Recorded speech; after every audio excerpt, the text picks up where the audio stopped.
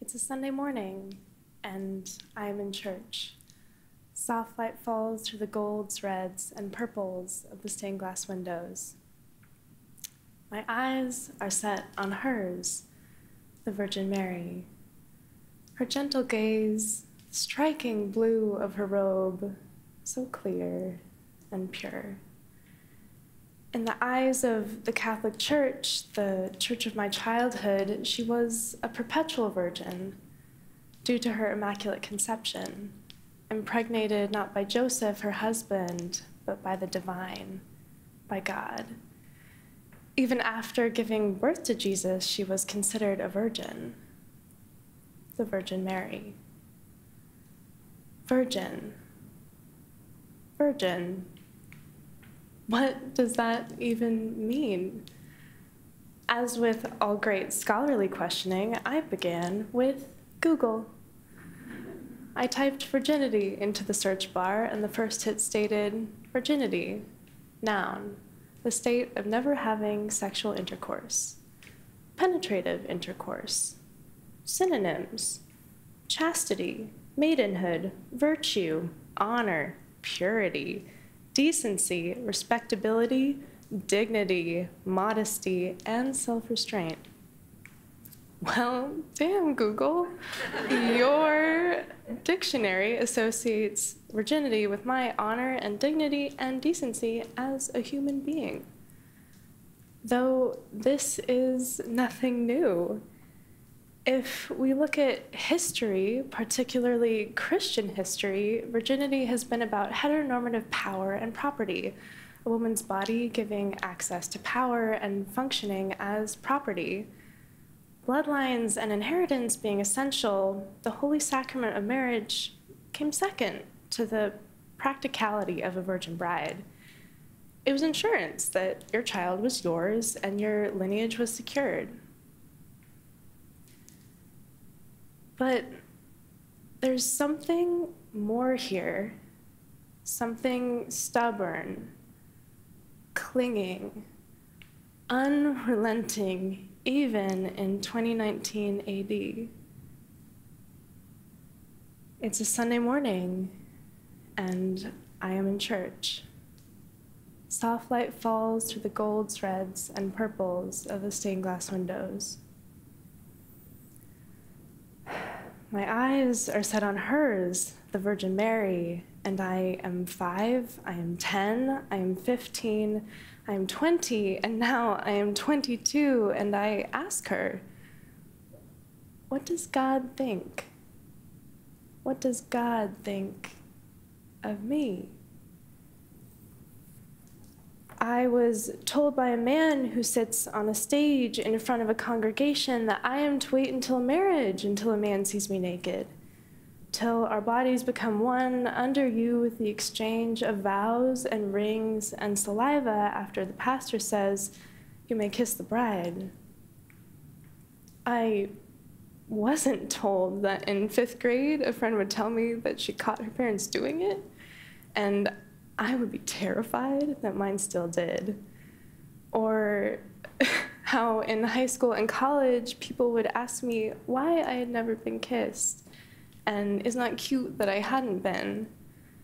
Or how I wanted to heal my loneliness after a guy said he wouldn't date me because of my weight by making out with at least 3 others. I wasn't told about the shame. I am told to be this and told to be that, told to be just the right amount of sexy, to be good in bed, but if you sleep around, you're a slut, and if you don't get some, you're a prude. What does society think? What does society think of me? Who in the hell do I listen to? After having my first kiss at 20, I entered my first official relationship at the age of 21, where I had to tell him rather early that I did not want to have sex. I had formulated that belief late in high school, a mixture of evangelical rhetoric of a particular sort and a general fear of sexual assault. And that belief remained for a while, but then the grip started to slip and loosen.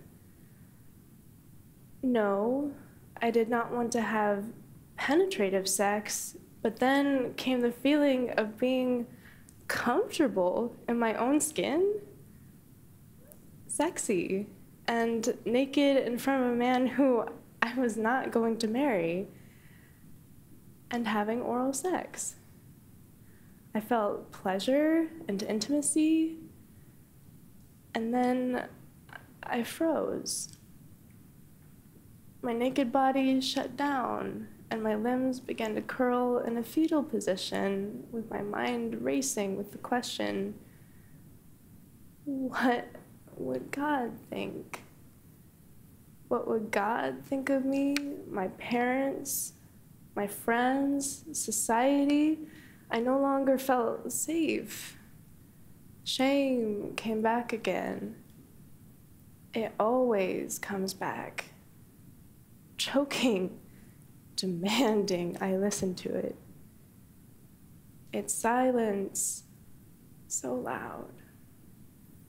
Shame haunted my intimacy, an equal and opposite reaction, if you will. The more pleasure I feel, the more shame comes, making my body feel ugly, my soul feel ugly, my soul feel guilted and drowning in sin, when all I want to do is to love, to make someone feel safe and happy, just maybe feel that myself.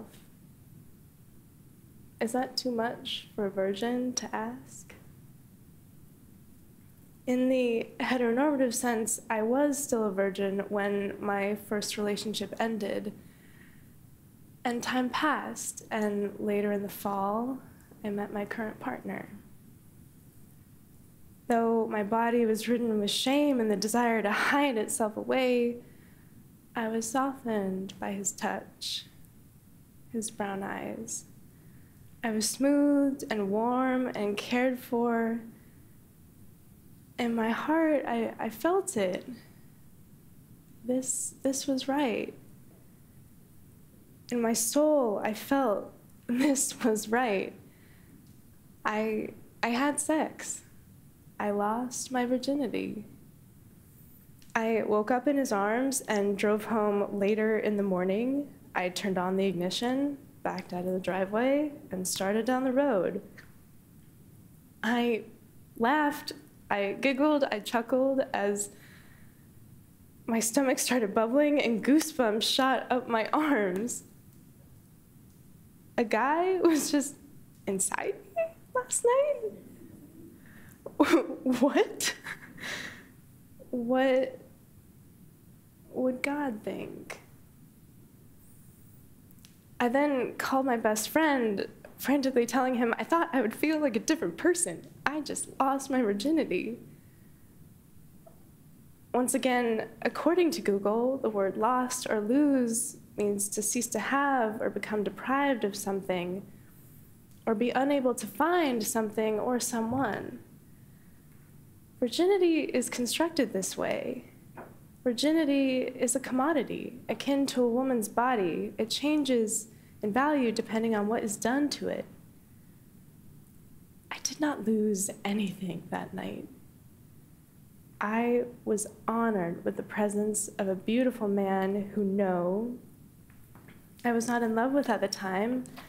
I liked him a lot as a person and felt love for him as a person, but no, I was not engaged nor married.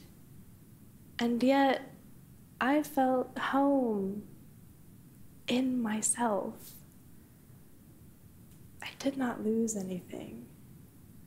If anything, I shed some of the pain that had me trapped in my own skin for so long. I cried out in my car, "What would God think?"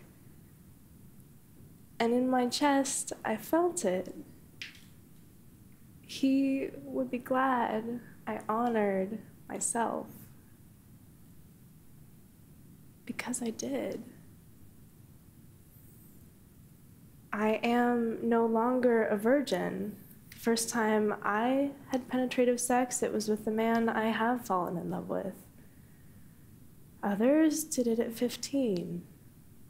Others still haven't been kissed. And others have immense pain and trauma associated with sex. Wherever you are in your story, whether it started or not, it's yours. It deserves to be held with great care.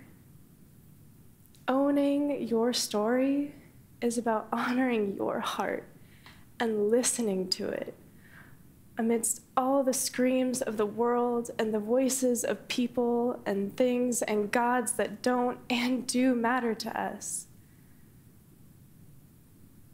Through the shame and the fear that comes even after you own it. Through all of that, you can still silence the chaos. You can still listen to you. You can own your virginity story. Thank you.